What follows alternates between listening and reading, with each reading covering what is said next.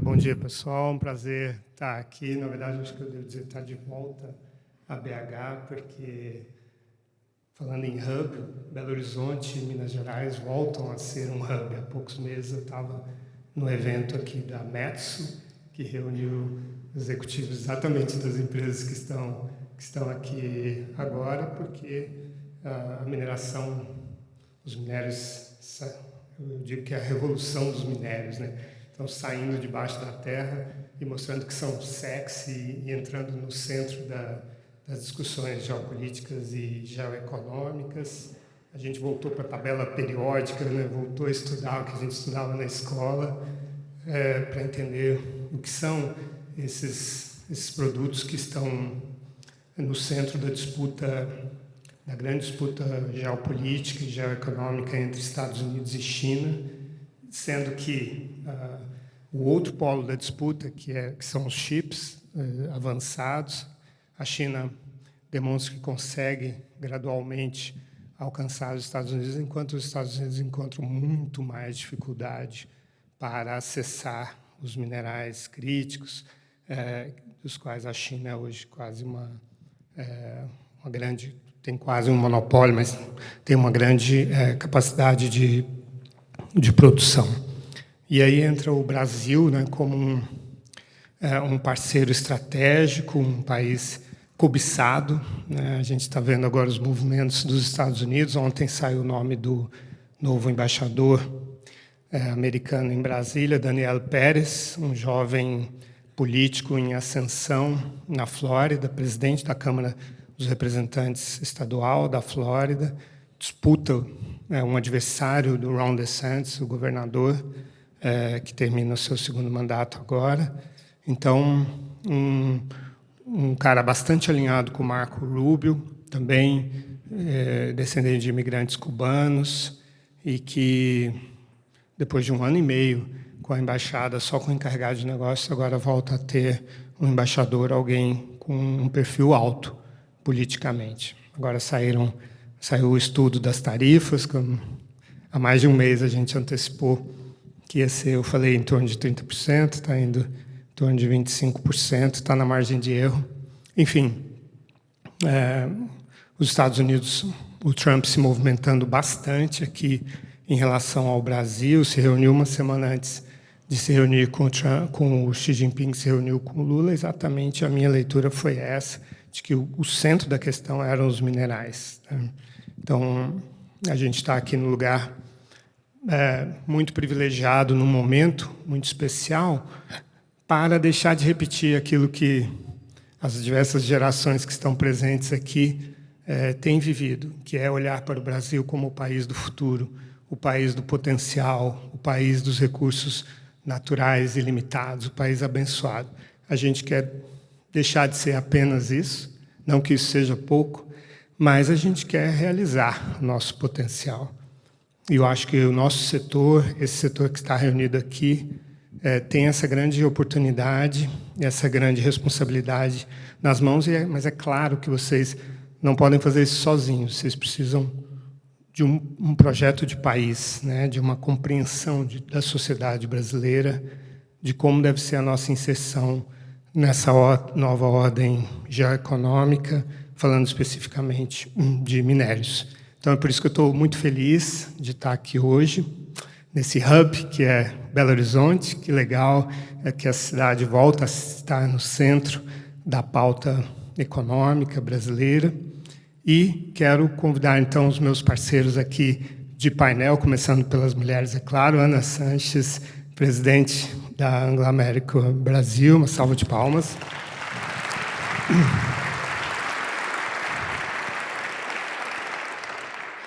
Rafael Bittar, vice-presidente executivo técnico da Vale, salva de palmas.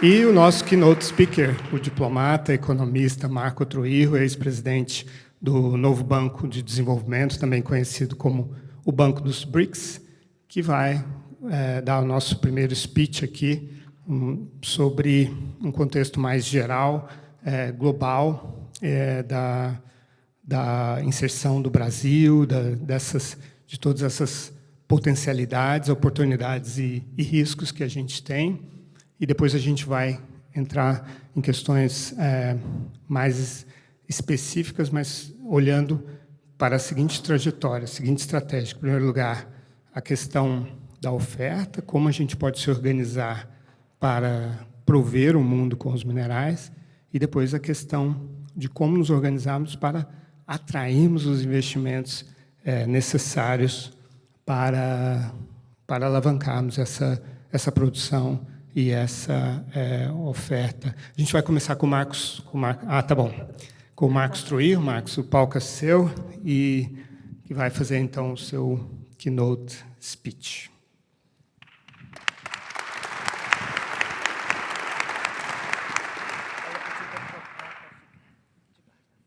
Muito bom dia. Leandro, obrigado pelo convite. Também ao meu amigo Vinícius. Uma alegria estar com o Lorival, com a Ana e com o Rafael. O Lorival dizia agora há pouco que o setor de mining é sexy. Lorival, eu estava recentemente em Londres e num coquetel. E aí um conhecido meu que trabalha no setor de mining disse que mining está tão sexy que é um setor cuja própria grafia do nome deveria, Leandro, vir acompanhado de um ponto de exclamação. Porque você conhece alguém, você pergunta para a pessoa, what do you work with? Né? Com quem você trabalha? Aí o sujeito responde, mining. E aí a reação é, mining! Sabe? Com ponto de exclamação. Realmente é uma área que ficou importante demais. Leandro pediu para que eu falasse um pouco sobre o momento da economia mundial e possíveis impactos sobre o setor de vocês. E vocês sabem que tem uma frase do filósofo espanhol Ortega y Gasset que eu gosto muito, né? Eu sou eu e mis circunstâncias. O setor de mining é o setor de mining e suas circunstâncias, né? E vocês sabem que os jornalistas, os historiadores, os economistas estão sempre buscando uma espécie de rótulo, né? Uma frase síntese para tentar explicar o espírito do tempo, a economia, né? Por exemplo, se nós estivéssemos aqui embarcado numa máquina do tempo e voltássemos 20, 21 anos, nós estaríamos discutindo mining, muito provavelmente dentro da moldura que foi oferecida por um colega do Lorival, que é o Thomas Friedman, do New York Times. Ele havia publicado um livro que eu tenho certeza muita gente nesse auditório leu, que era O Mundo é Plano, né? Um mundo que teria cada vez menos obstáculos para exportações e importações, menos barreiras para o fluxo internacional de investimentos, grandes incentivos à formação de joint ventures, de parcerias, de intercâmbio de conhecimentos, de propriedade intelectual, onde supostamente os recursos estratégicos se tornavam menos relevantes, ou seja, um mundo em que os pássaros cantavam nas árvores, as pessoas sorriam e seriam felizes para sempre. Nós não estamos mais vivendo nesse mundo. Hoje a operação de mining, né, claramente se deslocou de um cenário que era intensivo em globalização, né, ela saiu de um modus operandi de globalização profunda, ou de hiperglobalização, né, como diz o Danny Roderick, um grande professor da Universidade de Princeton, e nós estamos operando hoje num modus operandi intensivo em geopolítica. Aliás, a geopolítica ficou tão importante para vocês que, da mesma maneira que na economia se divide a ciência entre microeconomia, né? O foco no empreendedor, na firma, no consumidor, e a macroeconomia, que se concentra nos grandes agregados econômicos, eu acho que já é o momento, Lorival, da gente entender que existem dinâmicas microgeopolíticas e que ninguém se engane aqui, as dinâmicas microgeopolíticas têm gigantesco impacto. No entanto, elas tendem a se concentrar em arcos de tempo razoavelmente mais curtos, 4 ou 5 anos. E você tem as dinâmicas macrogeopolíticas, que são aquelas que duram uma geração, 20, 25 anos. Então, eu estava pensando que, para fins de hoje, desse nosso painel, eu tocaria em 2 dinâmicas microgeopolíticas e 2 macrogeopolíticas. Há mais, mas eu vou, digamos assim, arbitrariamente, Leandro, escolher essas 4. Dinâmica microgeopolítica número 1. Tem que ver com os Estados Unidos. Porque nós estamos numa situação que se assemelha muito àquele momento em que o sujeito está no avião e, de repente, ele ouve aquela voz familiar: senhoras e senhores, aqui é o comandante, gostaria que vocês retornassem aos seus assentos, colocassem os assentos na posição vertical e afivelassem os seus cintos, porque nós estamos prestes a atravessar uma área de... do quê? Trumpulência. Trumpulência. Tanto, Rafael, você sabe, eu não sei se você... Tem alguém aqui da Bahia? Bahia é sempre... Enfim, a Bahia é inovadora e criativa, né? Eu não sei se vocês viram, né, mas no Carnaval da Bahia esse ano, hein, Lorival? Tinha uma musiquinha, né, daquelas bandas, né? A musiquinha era mais ou menos assim: segura o Trump, amarra o Trump, segura o Trump, Trump, Trump, Trump, Trump. Parece até que o nome da banda é o Trump, né? Por quê? Você está falando de uma personalidade que opera muito no ciclo de 24 horas, muito mercurial. Se você vê a tomada de posse o ano passado, parece que ele e o Elon Musk eram amigos de infância, depois saíram as cotoveladas, ficaram amigos de novo. Então você tem esse tipo de oscilação, que é uma característica, digamos, da personalidade do inquilino da Casa Branca. Mas tem dois outros aspectos que são muito importantes para nós, né, na definição do conceito de trampulência, que é a ideia de opulência e a ideia de incoerência. Né? Então, trampulência, se fosse uma fórmula matemática, que é a minha dinâmica microgeopolítica. Trampulência é igual a turbulência mais opulência mais incoerência. Por que opulência? É porque muita gente acha que os Estados Unidos estão em declínio, né? E haveria métricas para você dizer que está em declínio. Como, na minha opinião, há evidências abundantes que os Estados Unidos não estão em declínio. Por exemplo, desde 1870, faça chuva, faça sol, democratas, republicanos, guerra, não guerra, os Estados Unidos têm um PIB de 25% do PIB mundial. É impressionante. Se vocês olharem, por exemplo, na ótica dos estados, né, hoje dos 50 estados americanos, aquele que tem o menor PIB per capita é o estado do Mississippi. Hoje, o estado do Mississippi, o Mississippizinho, tem um PIB per capita maior que o PIB per capita da Itália, da França, do Reino Unido ou do Japão, que era o grande bicho-papão dos anos 80. Se você olhar pela ótica do market cap, também. Hoje você tem essencialmente 3 empresas, né, que têm um valor de mercado individualmente considerado superior ao valor de mercado de todas as ações negociadas a cada dia na Bolsa de Frankfurt. Por que eu acho que esse negócio da opulência é tão importante para nós? É porque se os Estados Unidos, sob a presidência Trump, acertam para eles acertam muito. Se eles erram para eles com consequências, reverberações em escala global, que acabam impactando todos. E eu digo isso porque hoje os Estados Unidos meio que estão num processo, e aí eu já entro um pouco no tema da incoerência, de reconstrução, de refurbishing, de rebuilding, que vai acabar consumindo muitos dos recursos do setor de vocês, também para esse renascimento da infraestrutura física e digital nos Estados Unidos. Esse é o tema 1. O tema 2, né, a segunda dinâmica microgeopolítica, e, enfim, é uma coisa que eu digo até com um certo pesar, né, eu tenho ido muito à China. Né, fui pela China pela primeira vez na vida em 2002 e voltei à China todos os anos da minha vida. Desde então, morei lá durante uma época. E é interessante que a China é um país muito introvertido, muito voltado para si. E aí, isso se exprime até do ponto de vista arquitetônico, né? As 2 construções mais conhecidas da China, uma, por exemplo, que está no coração de Pequim e é o centro de poder, é a cidade proibida, ou seja, alguma coisa que protege o poder, aquilo que é interno do que é externo. E a outra é a muralha da China, que é a mesmíssima coisa, só que numa escala muito mais ampla. E uma parte importante do milagre chinês desses últimos 50 anos, né, sobretudo a partir do processo de abertura, né, de 1978, teve que ver com um movimento de extroversão chinês, que começou no comércio e depois foi para outras áreas. A minha impressão é que os chineses estão novamente se introvertendo.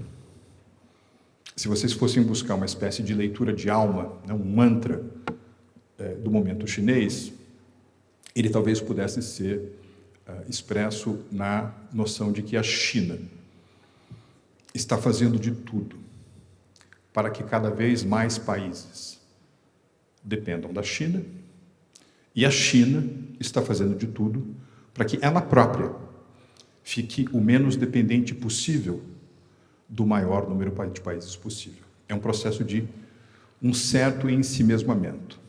Embora, por exemplo, a corrente comercial da China, do ponto de vista nominal, continue com um valor muito alto, a proporção da soma de exportações e importações na China, como percentual do PIB chinês, vem declinando, vem caindo. Se vocês olharem fluxos de investimentos estrangeiros diretos para a China, também é uma tendência um pouco mais baixa.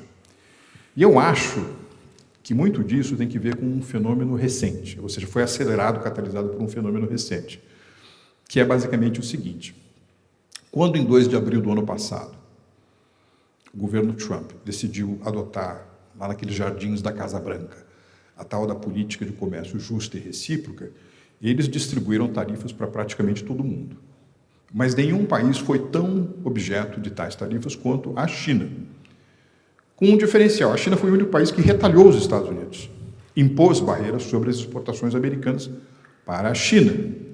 E ficou um movimento mais ou menos de zigue-zague, até chegar ao ápice de 145% de tarifas, de exportações americanas para a China, o que significa nada mais do que uma quarentena, da China como polo exportador para os Estados Unidos. O que os chineses fizeram num determinado momento nas negociações?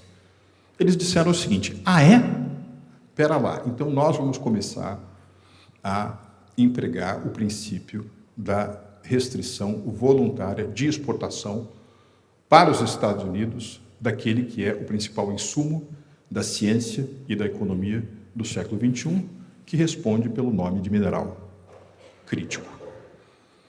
Os Estados Unidos foram pegos de calça curta. Meu mundo caiu.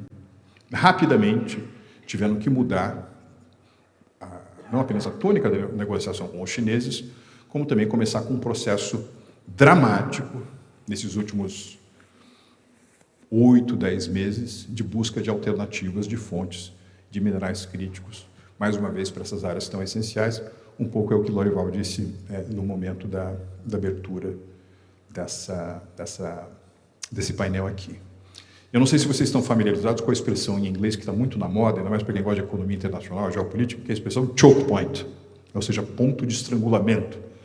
E uma das razões pelas quais isso entrou tanto na moda, Leandro, é por conta do tal do Estreito de Hormuz, aqueles 50 mil metros entre dois pedaços de terra que separam um único corpo d'água e que tem uma referência, uma importância tão grande para o comércio internacional de bens energéticos e de outros. Agora, os chineses estão operando com outra noção de choke point, ponto de estrangulamento.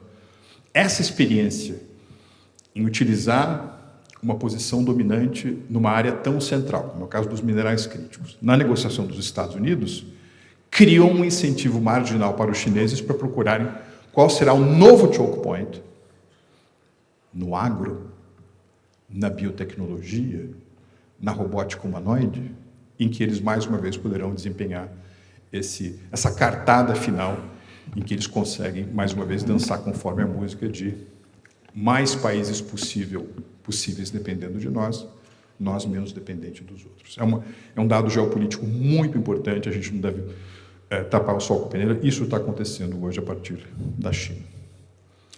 Duas dinâmicas macro-geopolíticas que eu acho que continuarão conosco.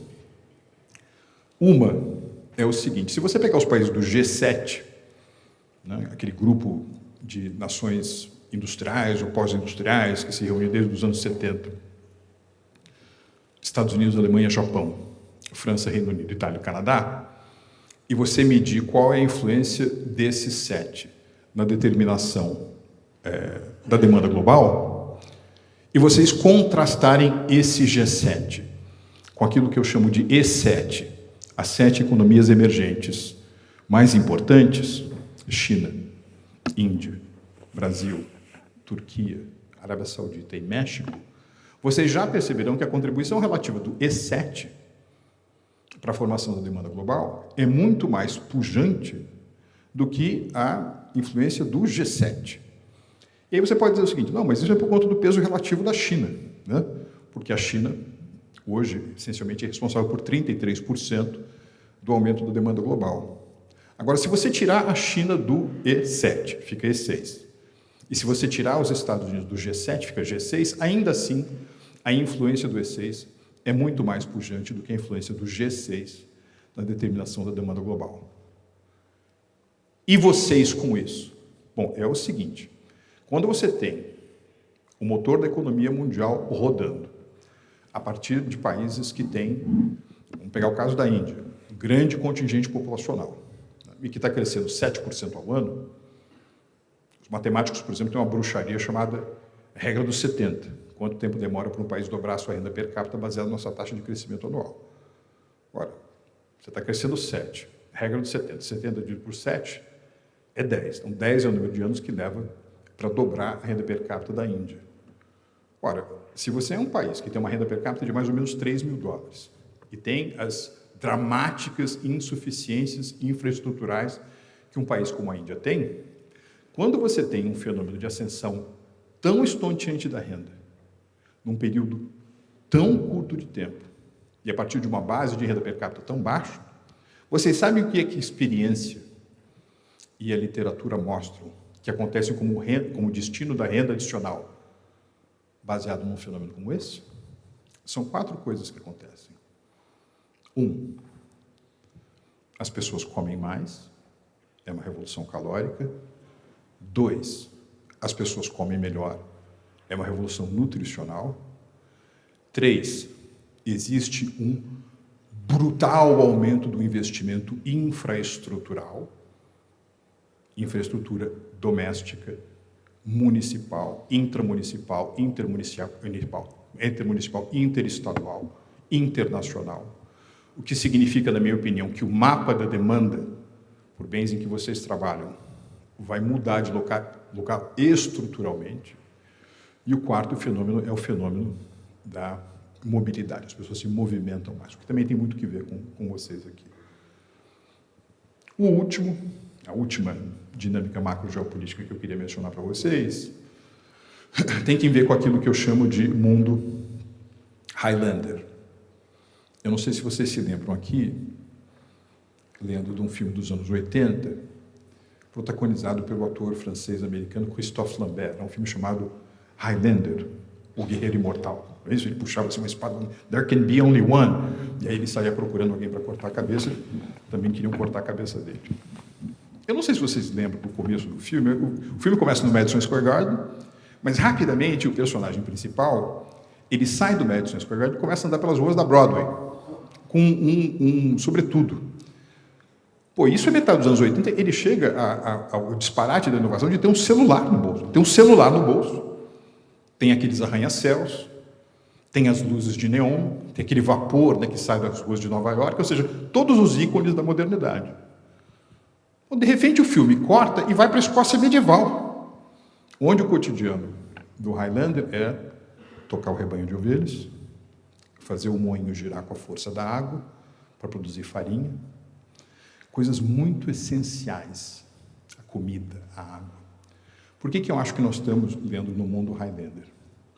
Porque, ao contrário, por exemplo, do que foi a revolução das empresas do tipo .com dos anos 90, que foi uma revolução razoavelmente divorciada de recursos naturais ou recursos estratégicos, essa nova fase que nós estamos entrando agora, da inteligência aumentada, da robótica humanoide, do renascimento da indústria de defesa, esse mundo dos magnets, e esse mundo também da expansão da infraestrutura física, resultado do fato de que os grandes emergentes vão crescer mais do que aqueles que já são maduros e que já têm uma infraestrutura surplace, vai fazer com que cada uma dessas áreas que eu mencionei seja extraordinariamente relevante.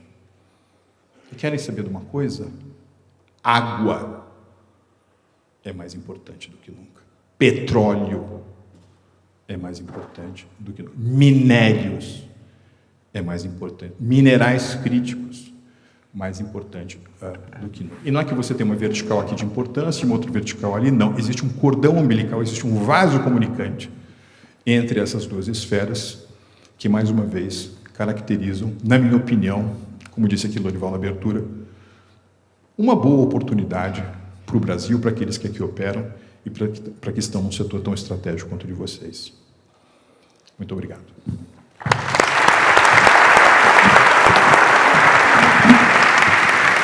Muito obrigado, Marcos Trujillo. Acho que o Marcos nos colocou no lugar que a gente precisava estar realmente para nos sintonizarmos com esse ambiente de oportunidades. Claro que existem riscos também, sobretudo o risco de não aproveitar essa grande janela de oportunidade. Eu acho que isso, para mim, é o mais agudo, o mais interessante, o mais instigante, na verdade. O Brasil tem uma imensa capacidade de perder oportunidades, tem um talento para fazer isso, e a gente torce para que dessa vez não seja assim.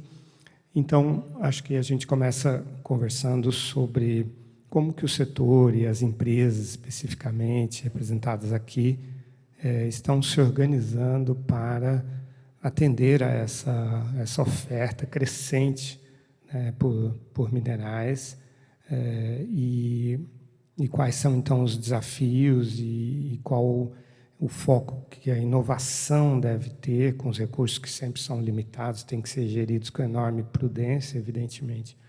Começaria, então, com você, Ana, falando um pouco como está essa conversa na Anglo American e no IBRAM, quer dizer, no setor também ao qual você pertence também, como na parte da direção do IBRAM também. Obrigada, Lorival.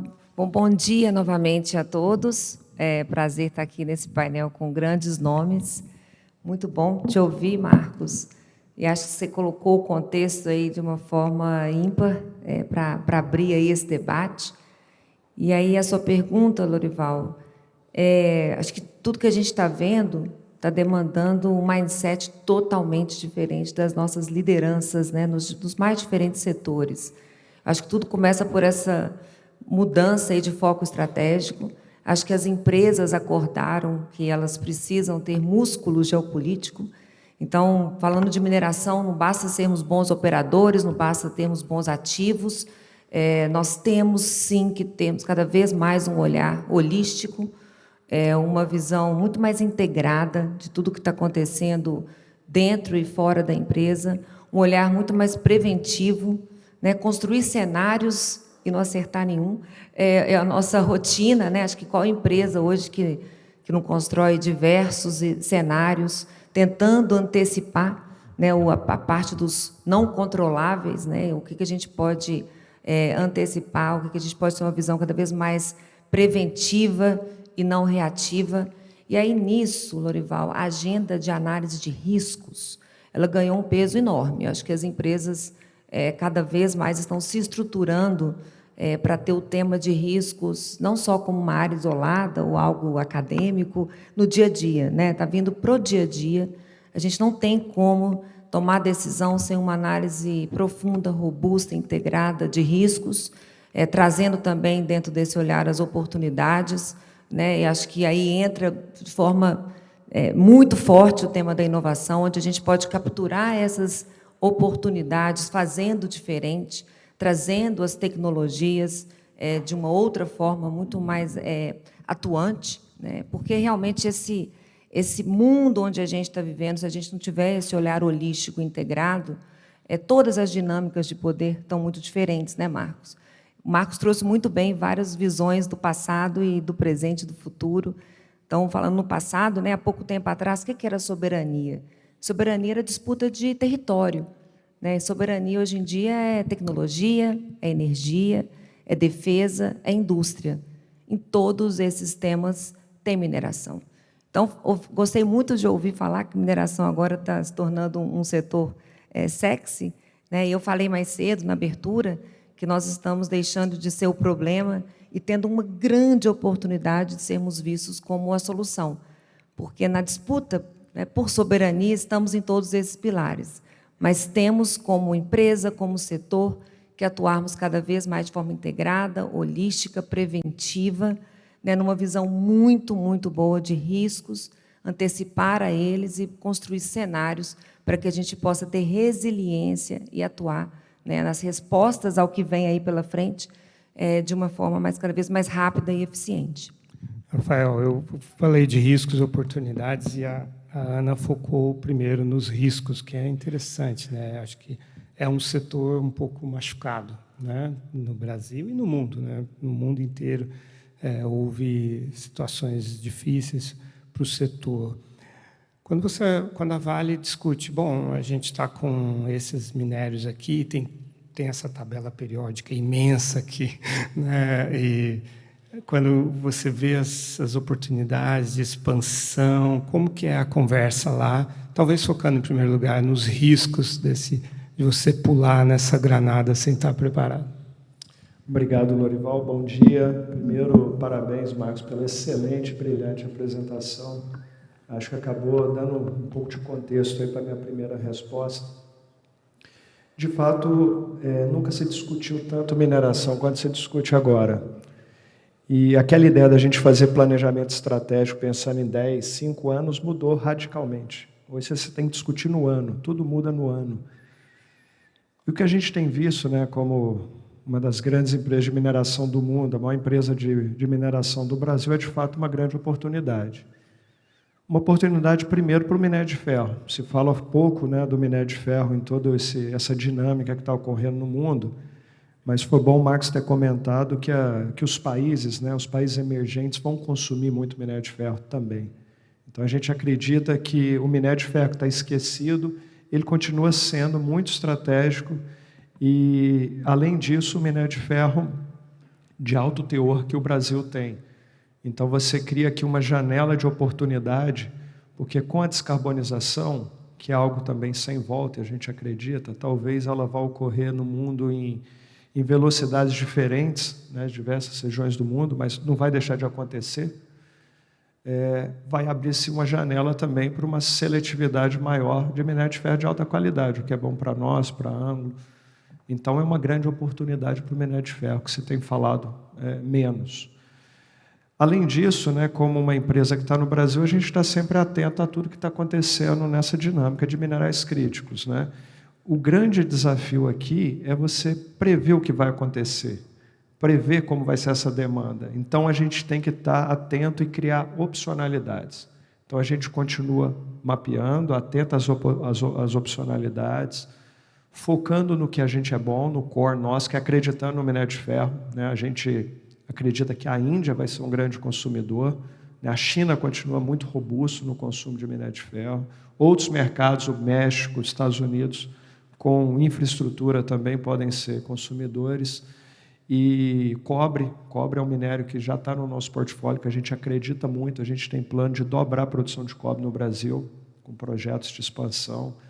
O níquel também é um mineral importante, principalmente aí na indústria militar, com grande viés aí geopolítico. A Vale hoje é o maior produtor de níquel do Ocidente, o que nos dá uma vantagem competitiva muito grande, de níquel de qualidade.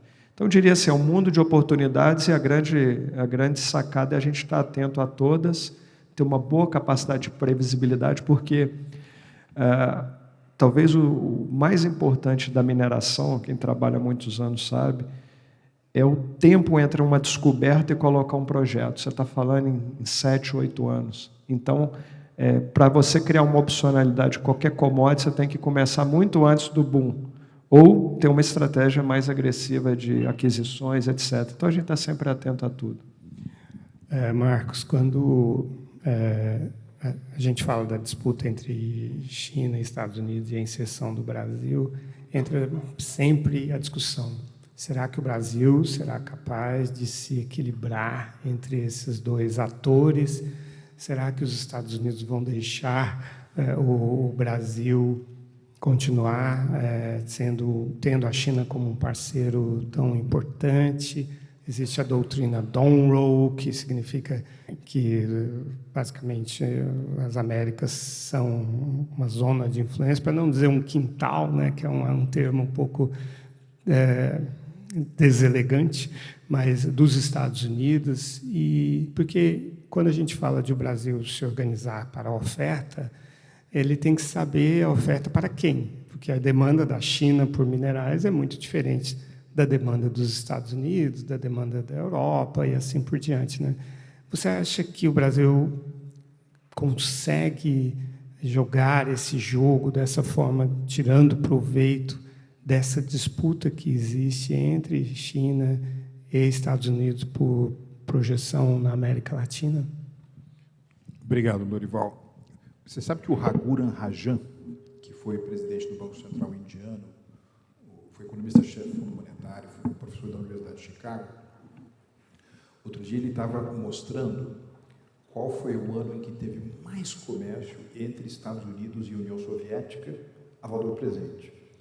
E ele chegou à conclusão de que foi o ano de 1979, um ano antes das Olimpíadas de Moscou. O comércio Estados Unidos-China era de 2 bilhões de dólares por ano. Hoje, o comércio entre os Estados Unidos e a China é de 2 bilhões de dólares por dia.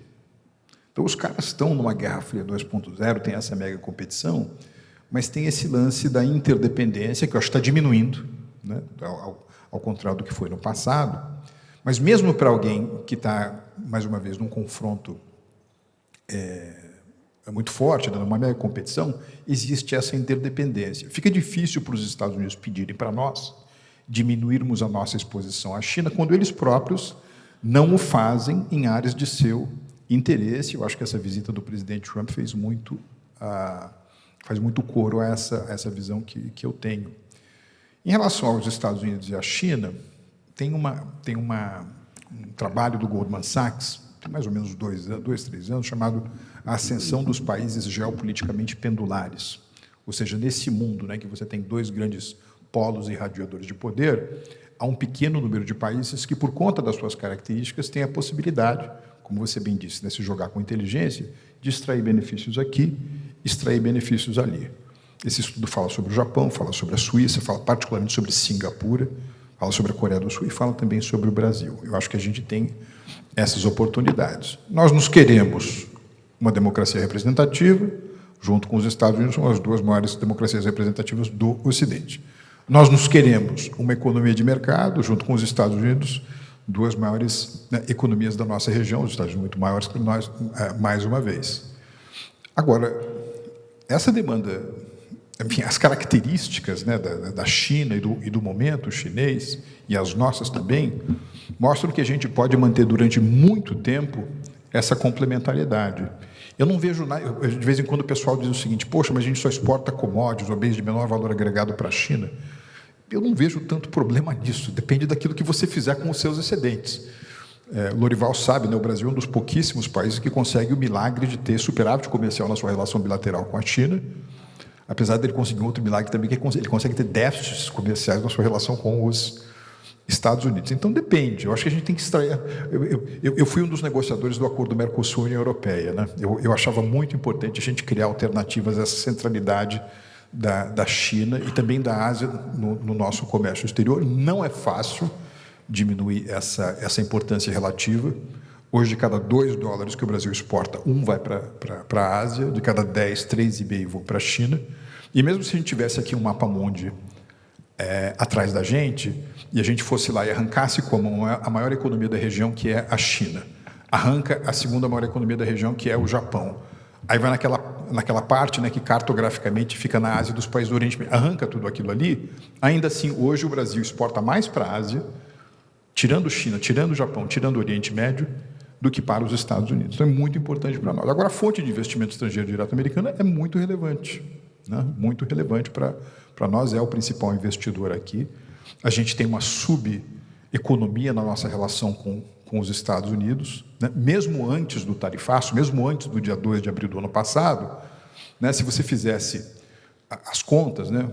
Os Estados Unidos hoje são uma economia de 30 trilhões de dólares, importam 12% do seu PIB, ou seja, importam 3,6 trilhões, quanto que o Brasil é responsável, em termos de fatia, desses 3,6 trilhões? 38 bi antes do tarifaço, ou seja, a gente tem 1,1% de tudo aquilo que os americanos compram do mundo. Então, com tarifaço, sem tarifaço, com Trump, com 301, sem 301, a gente precisa aumentar, na minha opinião, a nossa exposição ao mercado americano. O meu temor maior agora, Lorival, é que vem aí, quer dizer, já está acontecendo agora, mas, e você tem dito muito isso nas suas análises, vem aí um período de nuvens carregadas, né, na relação Washington-Brasília, sobretudo. E como nós estamos também no contexto de um calendário eleitoral, o meu temor é que, por conta de motivações outras, que não, por exemplo, o interesse das empresas brasileiras, a gente acaba entrando numa outra sala errada, que depois fica difícil sair.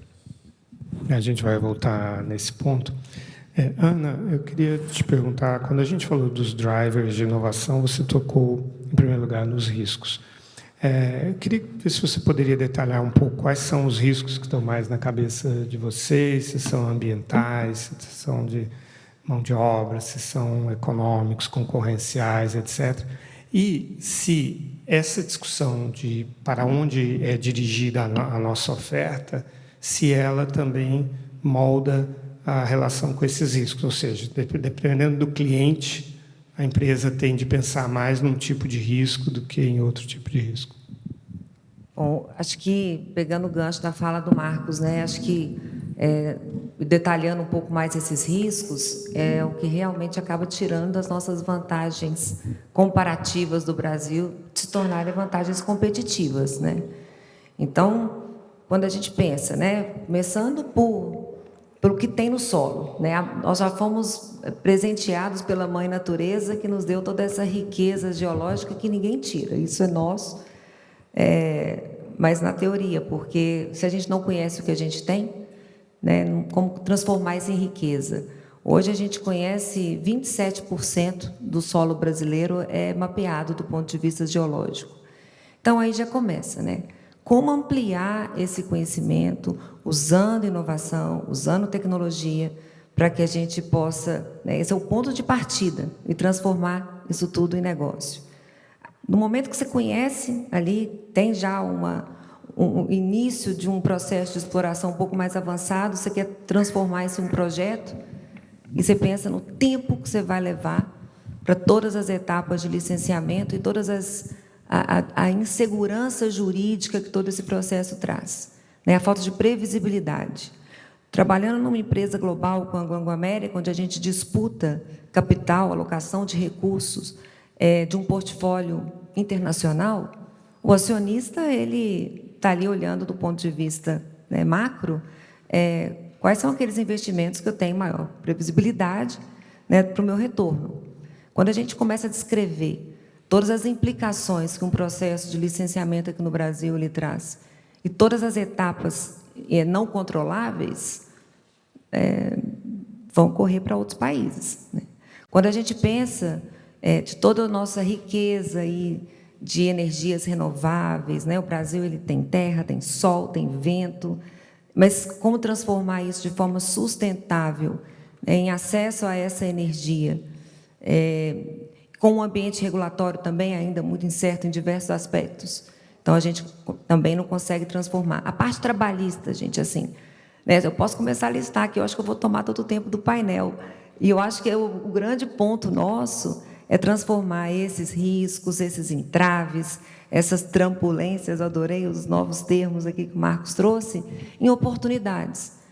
E porque a gente não pode esquecer também que nós estamos agora, então, sendo vistos como um setor sexy, mas isso, né, está no holofote.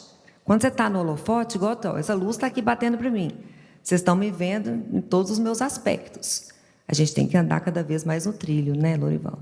Então, eu acho que como conviver com esse ambiente todo turbulento, de riscos, mas mostrando para a sociedade que a mineração é um setor que sabe, sim, operar de forma responsável, de forma sustentável, pegando todas essas nossas vantagens competitivas e fazendo o melhor delas.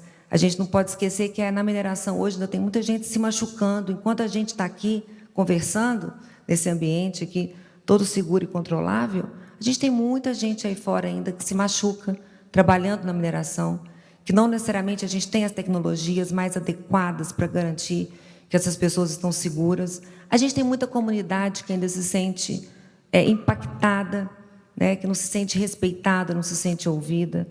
Tem muita mineração ilegal por aí, né? E a nossa agência, a nossa ANM, ela não está dando conta, né, de tanto ataque que ela sofre, e ela não está dando conta de regular. Porque o que a gente quer acabar é com a mineração ilegal, é com o garimpo ilegal, é quem não segue as regras, quem não faz o que é certo. Porque tudo isso, a gente não fazendo tudo realmente da melhor forma possível, usando dos recursos, a gente nunca vai conseguir colocar a nossa mineração, o nosso setor, de todo esse potencial que o Brasil tem, no lugar de destaque que ele merece. E não vai passar de um belo discurso. A gente fala que o Brasil é o país do futuro, mas quando é que está esse futuro? Então, a mineração do Brasil ela pode ter, sim, um papel ainda mais de destaque, mas ela vem casada com o entendimento do cenário, entendimento dos riscos, uma vontade e uma certeza de fazer o que é certo, usando os recursos e aproveitando todas as oportunidades, né? Então, eu acabei englobando uma série de temas aí, Lorival, para poder trazer aí um pouco à luz aí o que a gente vive na prática dentro do setor, né? Rafael, a gente, então, tem aí 73% de mapa do Brasil para escanear e ver o que tem lá embaixo. O dado incrível aí da Ana. Você falou de ferro, de níquel, de cobre. E, para a Vale, a conversa vamos explorar mais ferro, níquel e cobre. Cobre é um mineral crítico, né? Níquel também? Níquel também, né? Então, vamos nos aprofundar nisso ou vamos olhar para as famosas terras raras e tal? E se a inovação ela muda essa decisão, influi nessa decisão de aumentar o espectro dos minerais ou continuar naquilo que está sendo feito? Então, essa é uma discussão super importante, e, de novo, dentro daquela linha de prever o que vai acontecer. Quando a gente olha hoje, já está havendo falta de minerais, por exemplo, as semicondutores, já tem algum nível de escassez. Os investimentos em data center hoje, para suportar toda a IA, né, toda a inteligência artificial que vem, você tem uma demanda brutal de data center, que depende de minerais, que depende de energia, né? Todo esse quebra-cabeça estratégico, a gente vê que ele vai mudar muito de tecnologia por si por uma grande quebra-cabeça de energia e metais. Isso vai acontecer. Então, quando você olha hoje, né, o valor, e o Marcos comentou o valor hoje das empresas de tecnologia, quando você olha uma NVIDIA que vale 5 trilhões de dólares. Se você juntar o preço, né, o market cap de todas as empresas de mineração, todas, você vai chegar a 50% do valor da NVIDIA, o que não faz muito sentido quando a gente fala de toda essa demanda. Então, vai haver uma migração de recurso para a indústria de energia e de mineração, e nós acreditamos nisso, tá? A despeito de ainda os minerais que a gente opera vão ser muito demandados, são minerais de escala maior. Essa é outra discussão que tem. Quando a gente compara, né, a indústria de terras raras, de lítio, de grafita, ela é uma indústria muito menor em escala quando você compara com o minério de ferro e com o cobre. São completamente desproporcionais o nível de escala. Então, é outro ponto de atenção nosso também. A gente é uma empresa acostumada a operar minas de grande escala. Como, eventualmente, operar um negócio de menor escala, maior valor agregado, mas que pode ser uma opcionalidade futura. Então, é justamente isso que a gente vem discutindo agora, muito atento às oportunidades, por estar no Brasil, ser uma empresa brasileira, né, de mineração, a gente precisa de estar atento, de fato, a essa oportunidade que vai ocorrer, né? Só ver os econômicos aí, ver o que está acontecendo em termos de valor entre os negócios, entre as empresas. Marcos, retomando a linha que você vinha seguindo, bom, a gente está num ano de eleição e é uma eleição que, de acordo com as pesquisas, coloca o Brasil numa bifurcação, né, mais uma vez, que tem consequências geopolíticas, ou seja, diplomáticas, relações internacionais, de escolha dos parceiros, né, entre China e Estados Unidos. E também internamente, nessas questões, por exemplo, que a Ana tocou, de regulação, né, de dificuldades de obter licenciamento, do tempo que leva, e como tudo isso repercute sobre as decisões de investimentos. Então, como é que você vê essa encruzilhada que nós estamos, quer dizer, as consequências de vitória, de reeleição do presidente Lula, ou de vitória, por exemplo, pelo cenário atual de Flávio Bolsonaro, nesse campo geopolítico, e se você quiser entrar também na questão regulatória, de ambiente de negócios interno, ou se você achar que é muita coisa, depois a gente pode ir para esse campo interno numa segunda oportunidade. Perfeito, Lorival. Sabe aquela brincadeira do cabo de guerra, né, que você tem um grupo de pessoas puxando a corda de um lado, de outro você tem puxando para lá? Então, por exemplo, se você vê o cenário internacional como a gente está discutindo hoje aqui, né, se nós estivéssemos em Nova York, né, na primeira avenida, olhássemos para aquele prédio da ONU, a gente ia contar 1, 2, 3, 4, ia dar 193 bandeirinhas, porque você tem 193 países do mundo. Essa nova trama, né, como a Ana estava dizendo, que é intensiva em geopolítica, na minha opinião, ela é mais prejudicial, desafiadora para a grande maioria dos países, e, curiosamente, ela oferece algumas oportunidades para um pequeno grupo de países. Nós estamos aqui, onde existe uma gigantesca discussão sobre segurança alimentar, o Brasil diz presente. Onde existe uma gigantesca discussão sobre diversidade energética, o Brasil diz presente. No mundo em que os recursos naturais se transformaram em recursos... Nós falamos presente, minerais que presente, tamanho do mercado interno presente. Tem essa coisa também de que a nossa região, e nós somos o maior ator territorial, está distante, né, dos grandes trouble spots do mundo. Então, tem um monte de coisa boa acontecendo no Brasil. Aliás, vejam que coisa curiosa. Eu acho que o Brasil está fazendo um monte de barberagens macroeconômicas, em termos de política econômica, e tem todo esse, digamos assim, gigantesco cipoal que a Ana mencionava aqui, de dificuldades legislativas, normativas, etc. Agora, essa mudança estrutural que nós estamos falando no mundo, ela é tão absolutamente potente que, se você pegar a ótica dos investimentos estrangeiros diretos, nos 2 últimos anos do governo do presidente Bolsonaro e nos 2 primeiros anos deste governo, ou seja, são 2 gestões muito diferentes, no agregado, o Brasil é o segundo maior destino de investimento estrangeiro direto. Ou seja, tem alguém que está com o GPS ligado nessas coisas de insegurança alimentar, energética, de minerais, e percebe que existe um diferencial por parte do Brasil, e isso está se convertendo em investimentos. Às vezes vem para fusões e aquisições, às vezes vem para um investimento do Greenfield, mas isso está acontecendo. Tá? Agora, é como se fosse uma prova de atletismo, né? Você tem as 8 raias, o Brasil sai na frente dos outros por conta dessas características, mas na hora que o cara dá um tiro, né, os outros começam a correr, a gente está pesado demais, justamente por essas características que a nossa querida Ana estava mencionando. Por exemplo, hoje, Lorival, existe esse enorme debate, né, de que, no que diz respeito a minerais críticos, nós temos que fazer agregação de valor aqui. Tudo bem, quem é que discorda disso? Agora, se você é aquele que vai fazer a alocação de capital para esse fim, tá certo?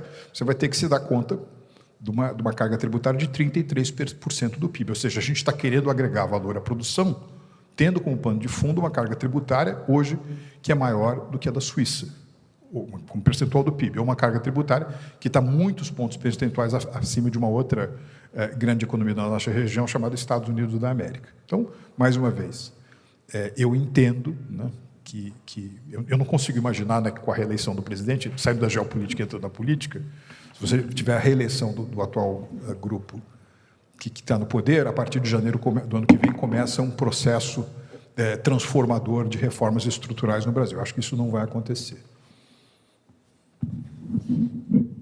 Vai lá, Ana. Marcos, só complementando, eu gostei demais da sua fala, e eu me considero uma eterna otimista. Tá? Eu gosto quando a gente realmente ressalta, né, o potencial que a gente tem como país. Eu acho que uma das coisas que a gente tem que parar de fazer, parar de falar mal do Brasil também, mas o ponto de vista também de trazer o realismo, né? Então, eu acho que você está equilibrando muito bem isso nas suas falas, e, enquanto eu te escutava, a analogia que eu faço é como se fosse um navio. Acho que o Brasil, eu me vejo como se a gente fosse um grande navio, um capesize, um grande navio. E os movimentos que acontecem, né, quando a gente responde para esses movimentos, tem uma inércia muito grande, né? Você não vai conseguir desviar ou mudar o rumo tão rápido, porque não tem tanta gente aqui no Brasil olhando lá para frente. Eu acho que a gente está tão preocupado, né, com os temas que nos ocupam nesses debates e esses grandes riscos que se materializam no dia a dia da gente está tão ocupado com isso.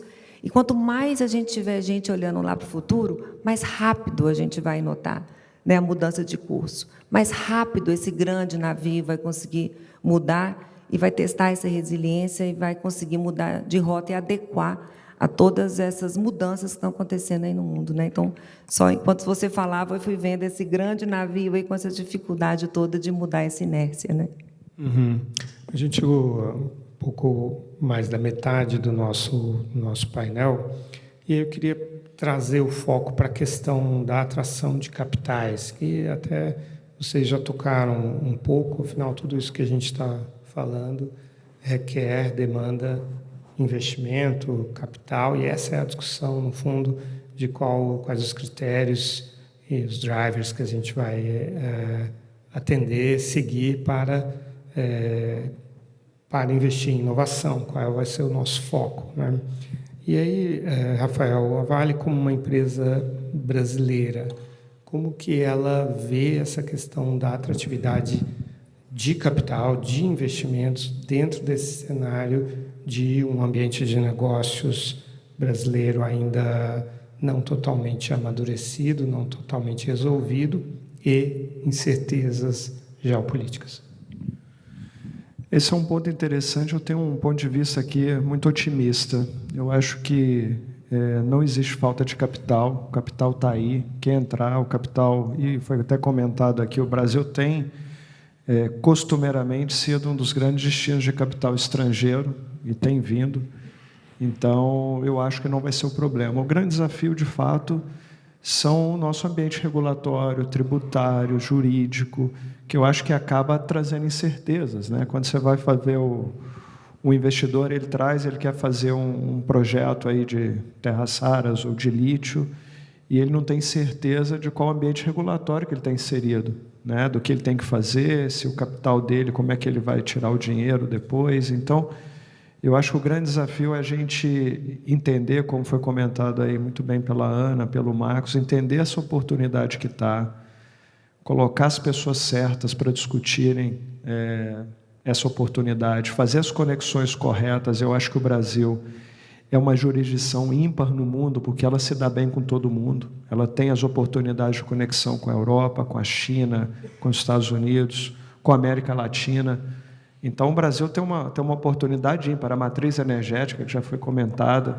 Então, assim, não vai haver dificuldade de capital. Eu acho que vai haver dificuldade regulatória associada a um outro tema, que é a própria dificuldade de implantar projetos. Quando a gente olha hoje, talvez um dos grandes desafios no mundo hoje seja implantar grandes projetos de capital.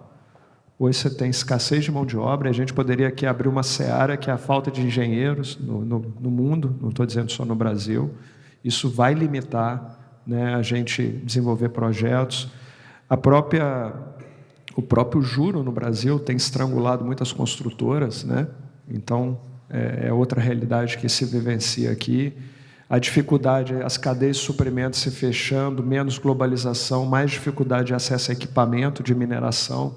Então, assim, são alguns elementos que vão vir, que vão trazer mais dificuldade, além dos que eu já coloquei locais, os macroeconômicos e os macropolíticos que estão aí. Mas, de fato, para mim, o capital vai ser o menor dos problemas. Marcos, como que a gente atrai esse capital? Lembro que no governo anterior a gente estava ticando ali as demandas da OCDE, né, das regras da OCDE. A gente abandonou essa agenda no atual governo.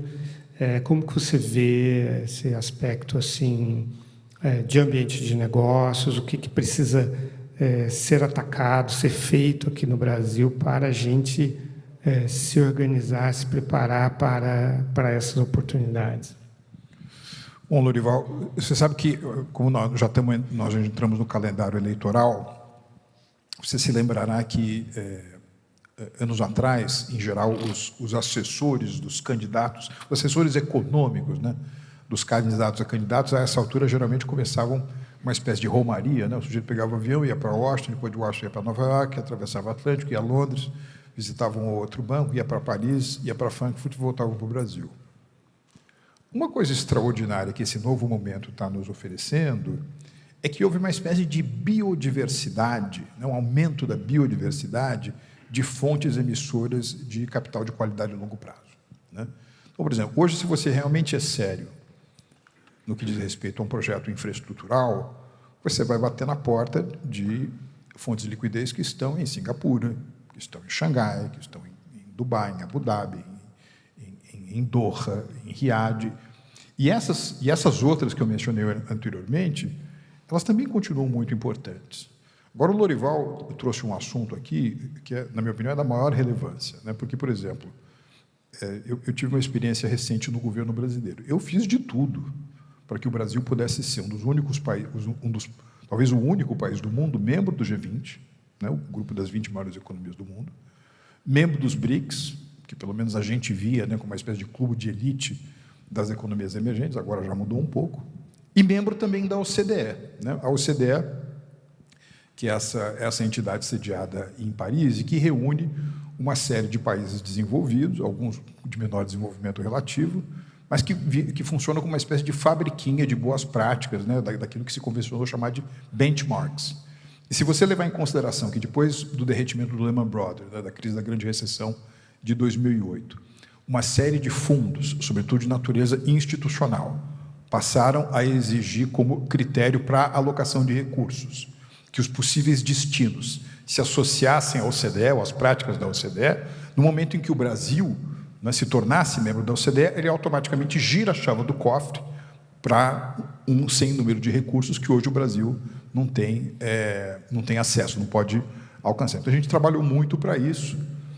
Aliás, Lorival, se você me permite, vai estar muito em voga hoje e nos próximos dias esse assunto da 301, né, que é uma investigação tecnicamente iniciada no âmbito de um pé da governança americana, que é esse escritório comercial dos Estados Unidos. Quando nós estávamos no governo, o USTR americano era aquele Robert Lighthizer, lembra? E supostamente tinha uma grande empatia entre o presidente Trump e o presidente Bolsonaro na época. Esse Robert Lighthizer, que era a minha contraparte no governo americano, era um sujeito duríssimo com nós. Tinha muito pouco que ver com ideologia. Eles achavam que o Brasil era um país que cobrava tarifas médias muito mais altas que as brasileiras, e não respeitava isso, aquilo, tinha um problema todo do etanol, ele tinha uma ziquezira lá, e uma das maneiras deles repudiarem aquilo que eles entendiam eram práticas desleais do Brasil era não permitir ao Brasil se tornar membro da OCDE, uma coisa que nós conseguimos reverter, tivemos o endosso do governo americano, recebemos uma carta formal, começamos o nosso processo de acesso à OCDE, que foi abandonado pelo atual governo, na minha opinião, é uma pena. Eu queria fazer apenas um pequeno reparo a uma coisa que o Leandro disse aqui no começo da abertura, que o Leandro ele está correto no macro, que ele diz o seguinte: não me venham com essa conversa de que dinheiro existe, o que falta são projetos. A gente precisa adjetivar um pouquinho aqui. Existem, sim, extraordinárias fontes de capital de qualidade, de longo prazo, buscando boas oportunidades de alocação. Não tem nenhum benemérito aqui, é tudo para fins lucrativos, como bem disse Ano, todo mundo quer ver o balanço patrimonial no fim. Agora, é verdade também que tem investidores que estão com o olho para muito além do próximo quadrimestre, ou seja, gente que é estratégica, que é de longo prazo, só que esses projetos eles têm que ser bancarizáveis, e eles precisam estar construídos numa estrutura, por exemplo, de risco jurídica, onde o Brasil hoje tem deficiências, né? Às vezes, a gente apresenta boas ideias que podem ser bons projetos, como se fossem projetos, mas que não têm essa dimensão daquilo que é bankable, como você diz. Vou te dar um exemplo. Eu estou hoje no conselho de um banco multilateral europeu, Banco Europeu de Investimentos. que, aliás, é o maior banco multilateral do mundo. Ele tem um balanço patrimonial 2 vezes maior do que o do Banco Mundial. E eles tomaram uma decisão estratégica ano passado, tem uma diretriz lá que diz o seguinte, olha, até 15% do que nós aprovamos por ano, e eles aprovam 90 bilhões de euros, portanto 100 bilhões de dólares, pode ser destinados para projetos fora da União Europeia. E aí eles dão a lista de regiões prioritárias. Qual é a região prioritária número 1? América Latina. Aí, esses dias eu encontrei com um representante residente desse banco no Brasil. Eu falei, escuta, como é que está aí a tua cestinha de projetos? Todo mundo está batendo aqui. Não vem nenhum. Ou então vem ideias. Né? Então, nessa área de mineração, sobretudo nos seus aspectos estratégicos ou críticos, eu acho, e talvez a gente pudesse fazer isso, Leandro, a partir de uma plataforma como o Mining Hub, existe toda uma pedagogia de como construir projetos que são bankable para acessar esses recursos, que, como você bem disse, existem, que estão buscando oportunidades atraentes. Acho que o Leandro quer falar sobre isso? Espera aí. Adorei a provocação. Parte da tarde a gente troca contato do agente, que a gente tem projeto Bankable, e só discuta um pouco dessa pedagogia aí para a gente calibrar. Mas vamos levar sim. Obrigado, Lorival. Aproveita e me põe aqui na página das perguntas, que eu saí e não consigo voltar. Oi, Elisa. Lorival. A gente não pode desperdiçar o Lorival. Posso fazer uma pergunta para você? Pode. Pode fazer uma pergunta para o Lorival? Tá bom. Valeu. Mas se tiver perguntas, vocês me avisam aí, então, que eu estou falando. Lorival, eu ia te perguntar, na tua experiência, né, quer dizer, a gente ficou durante um tempo grande agora debaixo do tema do ESG, da sustentabilidade, dessas coisas todas, né, e você, com a sua antena, você capta muito isso a partir dos comentários na imprensa. Você está achando, você vê, mais uma vez, essa predominância da geopolítica como algo que está diminuindo a importância relativa de temas como descarbonização, financiamento verde? Quer dizer, você acha que não apenas os países, mas também os investidores, né, topam, né, olhar um pouquinho de lado para poder garantir, por exemplo, acesso a coisas que são estratégicas? Eu estou super nessa agenda, porque eu tenho um outro chapéu menos conhecido, que eu cuido da comunicação da Carbonext, que é a maior empresa de crédito de carbono de floresta do Brasil, mas acho que uma das maiores do mundo. E, justamente, minha tarefa é a reputação e essas questões estratégicas assim dos projetos de crédito de carbono.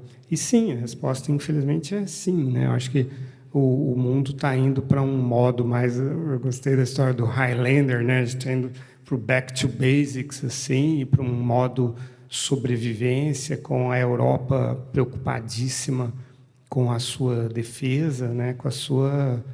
no fundo, com a sua existência como cultura, como valores, né? E pensando, então, em toda uma indústria armamentista e tal, toda uma corrida armamentista que vai demandar muito cobre, muito níquel e todos esses outros minérios, né? E aí, sim, a Europa, que é, digamos, não é à toa que o acordo é o Acordo de Paris, né? A Europa realmente foi o grande motor dessa discussão, juntamente com o Brasil, incidentalmente, né? A sede do Rio 92, que deu start em toda essa discussão, e está num outro modo agora, sentindo-se ameaçada pela Rússia, do ponto de vista militar, ameaçada pela China, do ponto de vista industrial, né? Ameaçada pelos Estados Unidos, do ponto de vista político, cultural, sob ataque, né, de todos os lados, até nessa relação comercial com o Brasil, que você participou da negociação do acordo Mercosul-União Europeia, a Europa muito defensiva, já adotando novas, pensando em adotar novas salvaguardas, novas regras para se proteger de um aumento de importações de produtos do Mercosul e tal. Então, diante de todas essas agendas, tem também um aspecto político, né? Grupos de ultradireita muito populares, muito competitivos eleitoralmente, que não gostam dessa agenda ambiental também, né? Então, por todos esses motivos, está sendo um desafio muito grande manter essas metas de descarbonização, investimento nessas áreas. É claro que existe ainda uma opinião pública muito atenta a isso, inclusive nos Estados Unidos, né, com alianças de estados, municípios e empresas que levam adiante essa agenda a despeito das posições do governo federal, mas o foco realmente está em garantir energia, né, para os data centers, para essas novas demandas, ao passo que, ao mesmo tempo, existe toda uma indústria,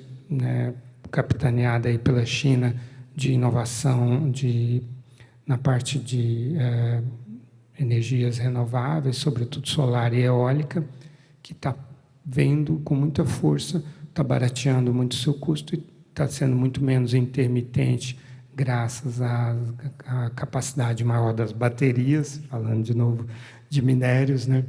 E que traz uma certa segurança energética fora desse mundo do combustível fóssil. E aí entra esse aspecto geopolítico também, né? Esse conflito no Estreito de Hormuz demonstrou que os combustíveis fósseis não são tão seguros, tão mais seguros assim. Existem outros componentes de risco associados aos combustíveis fósseis. Então, mas o balanço disso é, sim, uma redução da preocupação com as questões de descarbonização. E, Ana, quando a gente olha e fala... Eu queria comentar, assim, acho que concordo com tudo que você falou, Lorival, acho que essa é a realidade, né? Mas eu não poderia deixar de expressar que não deveria ser assim, né? As coisas não são excludentes. Eu acho que eu realmente acredito que é possível, sim, gerar valor, gerar lucro para o acionista, gerar retorno, se manter numa posição competitiva como indústria, como empresa, mas buscando as escolhas que são aí pautadas, né, nos temas de sustentabilidade. Eu acredito nisso. A realidade que eu vivo como empresa, eu posso relatar para vocês aqui, em público, nada mudou. A gente não voltou para trás com nenhuma meta nossa, muito pelo contrário. Nós estamos sendo exigidos cada vez mais como executivos, como executivas, a pensarmos cada vez mais de forma criativa, né, a nos reinventarmos, a buscarmos soluções que sejam viáveis economicamente, mas que sejam viáveis tecnicamente e que, né, no final do dia, atinjam os objetivos. É muito mais difícil, né, muito mais fácil a gente abrir mão de uma coisa ou outra, mas a gente não está aqui para fazer o que é fácil, né? Então, eu estou falando, né, eu acho que você trouxe a realidade do que a gente está vendo por aí, mas eu estou trazendo realmente o que eu acredito. Eu acho que não tem caminho sem volta, eu acho que não tem como a gente operar, né, em locais remotos, como mineração, onde a gente está ali com as comunidades vizinhas, que não necessariamente, né, estão vendo valor no que a gente traz para aquelas comunidades. Elas vivem uma vida há muitos anos e a gente tem toda a responsabilidade de saber fazer uma mineração invisível, uma mineração silenciosa. A gente tem que buscar recursos para conseguir minerar o dobro, cada vez menos, né, minerar metade, mas recuperar o dobro.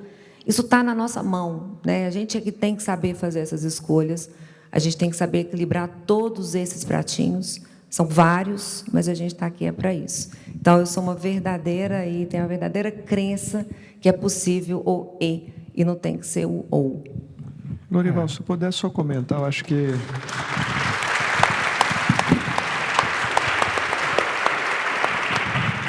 puder só comentar esse tema da transição energética e da questão da segurança energética. Hoje, a transição energética está muito mais ligada, como você bem comentou, à segurança energética, do que propriamente as questões ambientais. Apesar de concordar 100% com a Ana, no nosso caso também as metas continuam as mesmas. Descarbonização, de fato, é parte importante do nosso negócio. Mas quando a gente olha o que está acontecendo no mundo, e a gente estava até tendo essa discussão recentemente na companhia, é que o mundo vai deixar de ser mais dependente de óleo. Quando a gente olha o que vai acontecer, até para ter uma ideia de precificação do preço do barril, né, para ter uma ideia de longo prazo. O que a gente acredita é que no futuro breve esse preço ele vai tender a oscilar mais, mas ele vai tender no longo prazo a ficar menor, porque o mundo vai para a eletrificação. Ela vai, talvez até no step intermediário da eletrificação, do uso de combustíveis drop-in, né, se substituir etanol, metanol, com menor investimento, né, nos equipamentos. Então, vai acontecer isso pela natureza do que está acontecendo no Golfo, nunca mais vai ser o mesmo. É outra análise que a gente tem, né, o Oriente Médio, o que aconteceu lá em termos de atração de investimento vai mudar radicalmente nos próximos anos, o que acontece no Golfo. Já está mudando e vai mudar muito mais, vai ter mais dificuldade de investimentos, né? Os países vão ter que se modificar, alguns se abrir, já viram isso.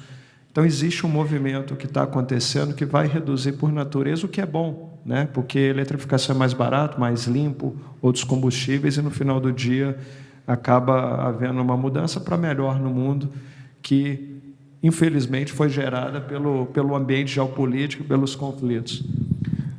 Marcos, o capital global ele está atento a essas oportunidades que o Brasil oferece, esses recursos incomparáveis, né, de água, de energia renovável, de oxigênio, enfim, de captura de carbono, enfim, de todas essas possibilidades que o Brasil oferece, ou ele está olhando mais para as incertezas, os problemas do ambiente de negócio, insegurança jurídica e, sobretudo, essa trepidação causada pela polarização e, enfim, pelas incertezas em relação às escolhas políticas do país. Então, Lorival, para entrar na máquina do tempo de novo e voltar para 2006, né, se a gente fosse um gestor de ativos, né, ou diretor de relações industriais de um conglomerado multinacional, 2006 você olha para a China, você vai ver um país que está crescendo 11%, 12% por ano, você vai dizer o seguinte: bom, eu vou aumentar a minha exposição à China. Você olha para a Rússia, o maior país do mundo, gigante das commodities, uma gente muito talentosa, razoavelmente recente período de dessovietização, você fala, eu vou aumentar a minha exposição à Rússia. 20 anos atrás, a maior economia do mundo no agregado não era os Estados Unidos, era a União Europeia. Vou aumentar a minha exposição à União Europeia. Os Estados Unidos sempre muito importante, um porto seguro. Deixo lá minha exposição nos Estados Unidos. Todos esses pontos brilhantes de 20 anos atrás estão piscando mais fraco agora. Tá certo? As empresas estão diminuindo a sua exposição a risco à China. A Rússia não é mais uma opção, pelo menos para empresas ocidentais, num universo considerável. Rafael mencionou aqui o Oriente Médio, né, que, mais uma vez, se transformou num ponto de atração importante, um hub, né, de capitais globais, praças financeiras importantes, e que vai perder lustre nesses próximos anos, com repercussões importantíssimas, por exemplo, no setor imobiliário. Quem comprou, eu tenho alguns amigos que compraram imóveis nos Emirados Árabes Unidos e em Dubai. É impressionante a depreciação disso que aconteceu. Várias empresas identificaram praças naquele país como a sua sede internacional. Muitas estão voltando, estão retrenching para Londres ou para outras regiões do mundo. União Europeia, muitas das principais economias daquela realidade entrando num período flertando com recessão. E a consultoria geopolítica mais importante do mundo, né, que é a Eurásia, no ano passado, identificou como risco global número 1 os Estados Unidos. Então, por conta disso que está acontecendo em relação aos outros, aumentou a atratividade relativa do Brasil, né?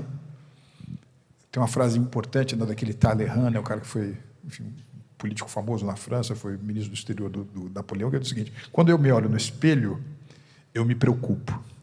Mas quando eu me comparo com os outros, eu me tranquilizo. Então, o Brasil está cheio de problemas, os outros também, né?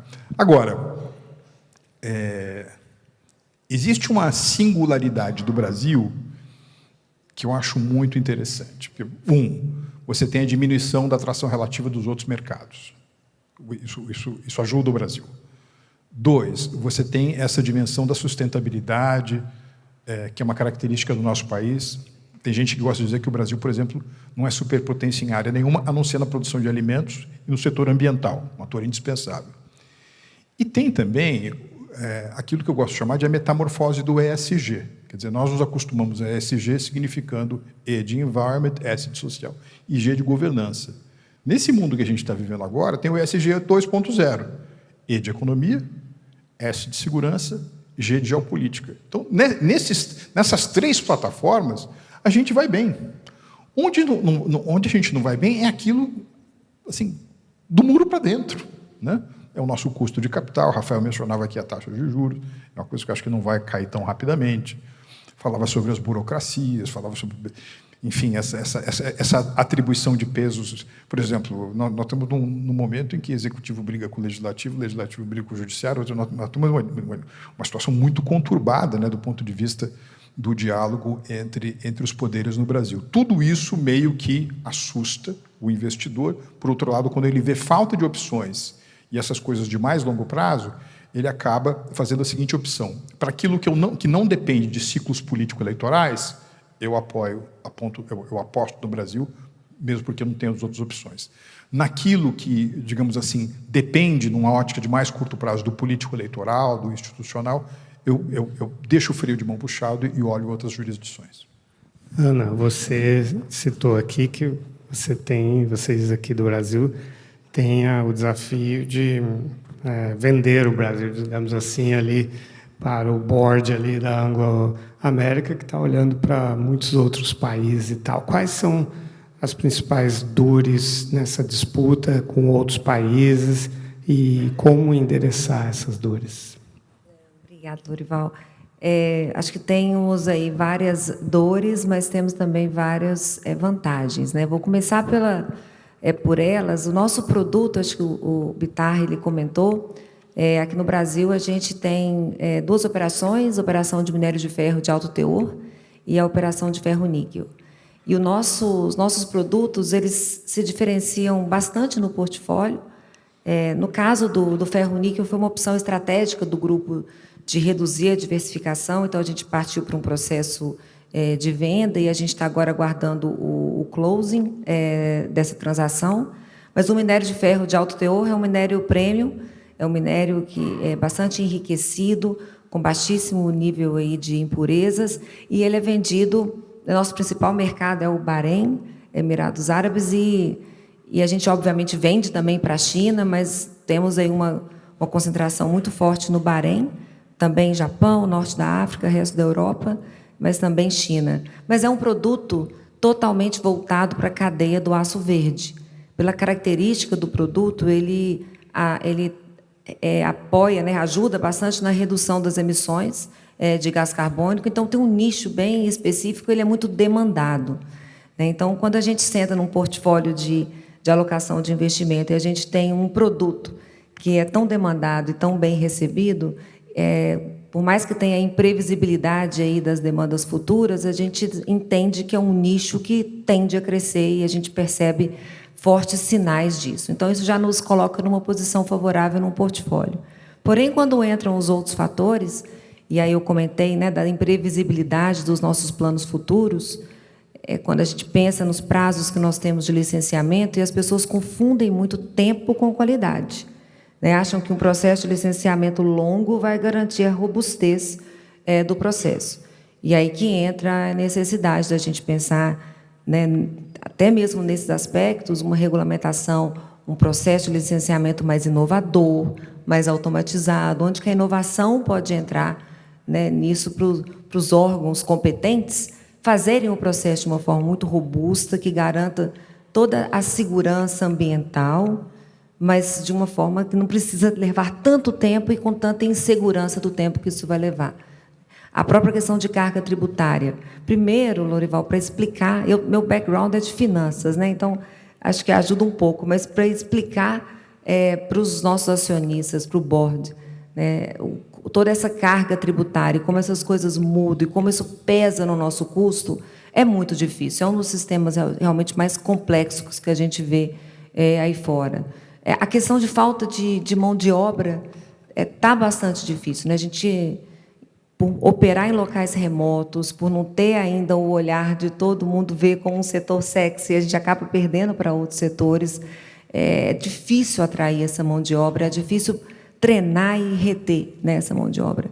Então, acho que tem vários temas que, quando a gente coloca isso tudo, traduz em números e projeta para um longo prazo e coloca na frente de acionista e compete com outros portfólios, não está fácil. Tá? Não está fácil. É realmente bastante desafiador. Por mais que a gente tenha todo um produto, que é o produto do futuro, também sou como Bitar, acredito muito no ferro. A gente entrou na era do ferro há 1.200 anos antes de Cristo, acho que a gente vai demorar muito para sair. Então, por mais que tenha o tema de minerais críticos, defina minerais críticos, né? Acho que é um outro tema que o Brasil está agora nessa jornada, outros países já definiram a sua lista, a gente está aguardando essa definição final. Então, por mais que tenhamos aí uma atratividade no produto que a gente produz, quando a gente olha para todo o entorno, essa competitividade ela começa a ficar bem fragilizada. Rafael, quando a gente estava discutindo esse painel com o Leandro e a Elisa, aqui do Mining Hub, o Leandro falou assim, por que a velhinha lá de Londres, né, vai investir no nosso setor e tal, né? Bom, então faz de conta que a velhinha de Londres está aqui, né, o fundo de pensão de algum lugar do mundo, e como é que você faz o seu pitch aí para investir na Vale, investir na mineração brasileira, e o que atrapalha o seu pitch? Está difícil essa. Não, na verdade, tudo aquilo que a gente falou hoje. O Brasil é um país, eu acho que tem uma imensidão de oportunidades em minerais estratégicos, como um todo.